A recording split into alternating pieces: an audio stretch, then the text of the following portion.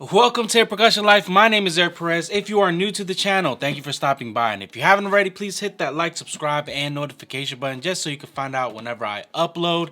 And to all my day ones, man, thank you so much for all the love, the support, the comments, sending me clips of you guys playing, man. Oof, you got to love it, man. And also, if you guys didn't know, Percussion Life has a Conga book. Over 150 lessons on Congas and over 20 on bongos.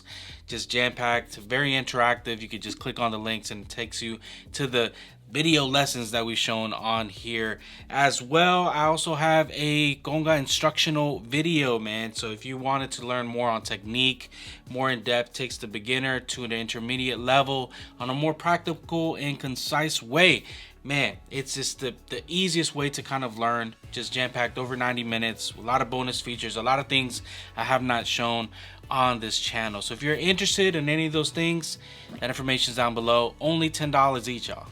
Only $10 each. And also, just kind of the last reminder, if you want to pre-order your Eric Perez series, there's 10% off right now till the end of September by Moperc, man. So I'll have that link down below as well if you guys are interested.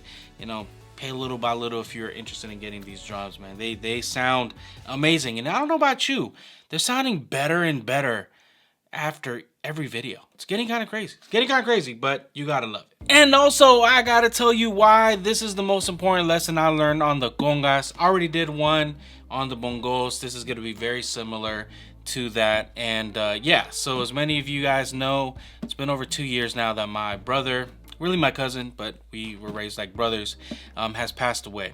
And he was very, very instrumental in my development and growing as a percussionist. I will always credit, him really pushing me in the beginning.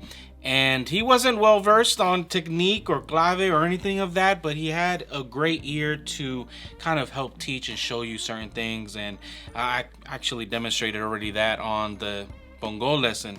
And so what I'm about to show you, when he tried to show it to me, it was not like the proper way to slap or the proper way to do certain movements, but I learned it throughout the years, and I'm like, man, what he taught me was actually vital in my development of playing. And again, it's just very, very easy, but I think it's very essential to help learn and develop your conga playing. Then at the end, I'm going to show you where you could take that to something a little bit more complex and similar to things that you hear. But yeah, let me show you the most important lesson I learned on congas.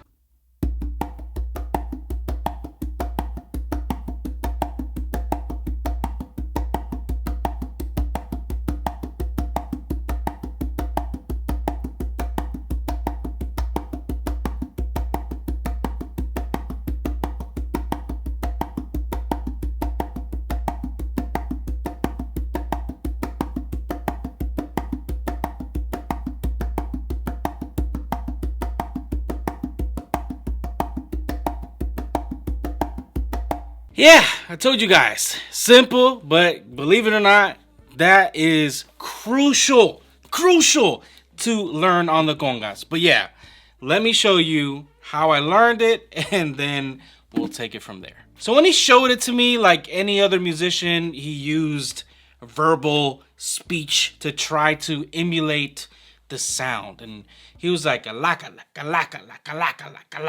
like that's all he would say, and it would make sense because if you hear, it's kind of that, not really much of a train, but like a attack, and you're hearing this attack constantly, and you'll be familiar, especially with certain salsa songs, that's referenced a lot.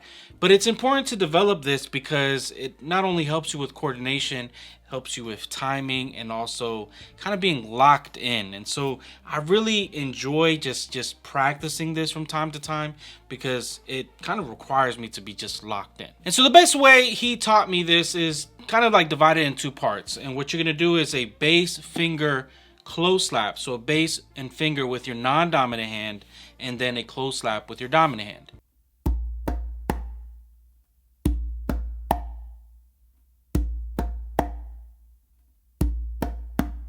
So that's the first half. The second half is going to be a finger bass finger close slap. So it's literally finger, bass, finger, non-dominant hand, close slap, dominant hand.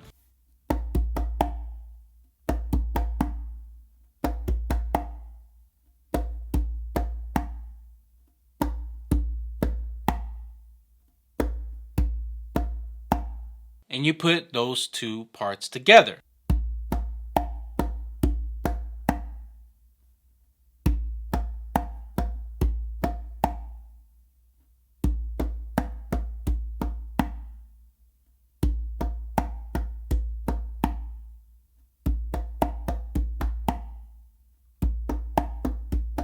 Now that's just to get you in to learning the pattern, but to just keep on going, what you're going to do is actually keep on repeating that second part.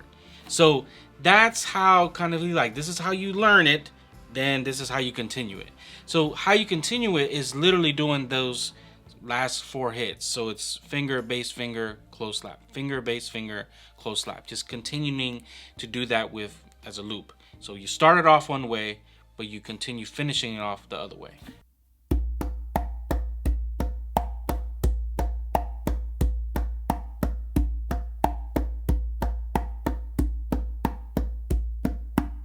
Now the way you're supposed to enhance that is to make that finger portion a little bit more slappy. So what you're gonna do is you're not really just only gonna emphasize the finger part, you're gonna really probably focus on this middle section right here. That's gonna allow you to do a slappy sound or more aggressive fingertip movement sound, so it's not just a ghost note.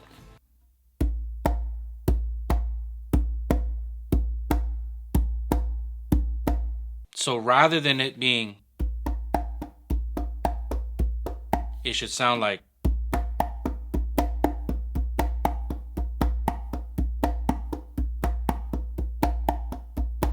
again, massive difference from just doing just the fingertip portion to then a little bit more slappy.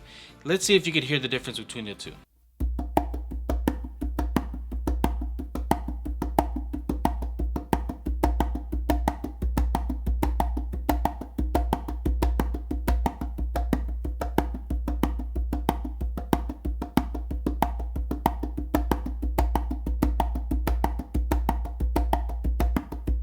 That right there is a game changer when I started to approach the congas, because you're able to then learn dynamics and really focus in on certain tones, especially just doing simple movements that you're already accustomed doing, a little bit more aggressive. Now from there is where I was able to then, this is just a variation, there's quite a few of them, but where you're able to take little parts like this.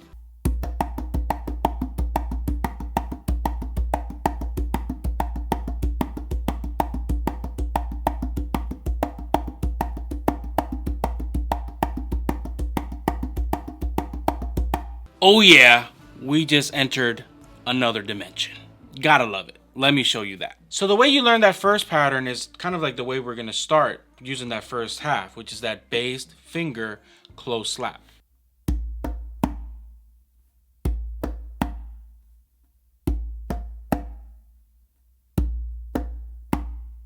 Now after doing that first half, this is where it kind of changes.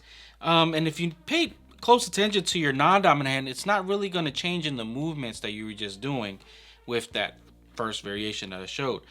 But what's going to happen is you're going to do a finger bass with your non-dominant hand, and in between that you're going to do a close slap within another finger, and then what follows that is another close slap to then land on the bass, which kind of starts this whole thing over. Yeah, I know it's a lot. Let me show you real quick.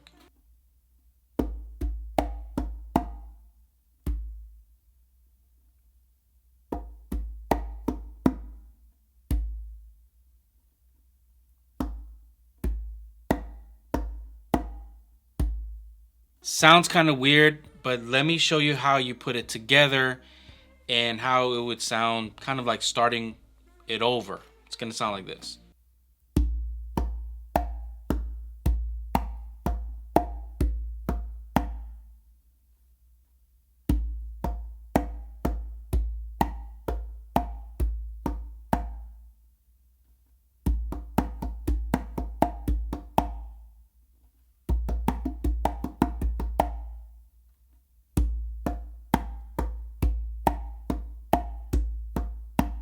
Kind of crazy, right? And basically that last part, the last bass finger close slap, is actually you starting it all over again to then go back to doing the last 2 close slaps.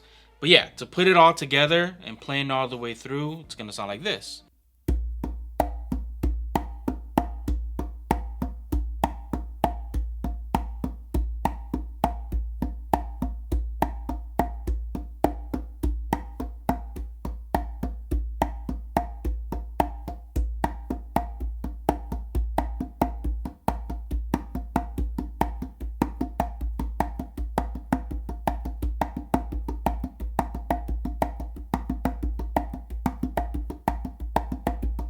I'm trying to tell you guys, that's like one of the coolest ways to take one little concept, make it into a variation. Yeah, you gotta love it. But to play it really slowly, it's gonna sound like this.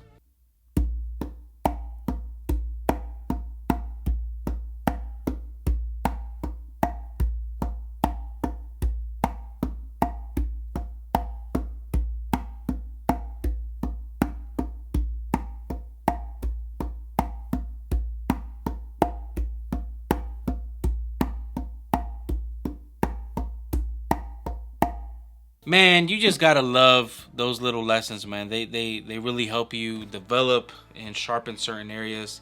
And here's a bonus: put both of those together. Put a very simple one and then add that second one.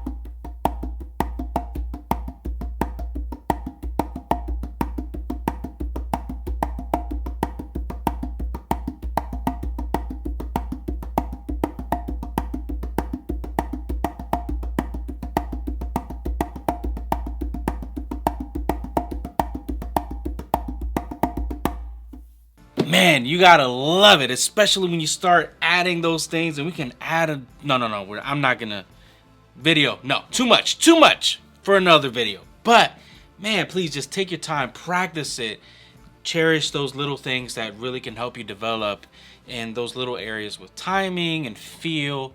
Man, it's just a beautiful thing, and I'm grateful that I was given this lesson to then pass on his memory to you guys. But y'all already know what to do. Like, subscribe, and I'll see you guys in the next video. Have a great day.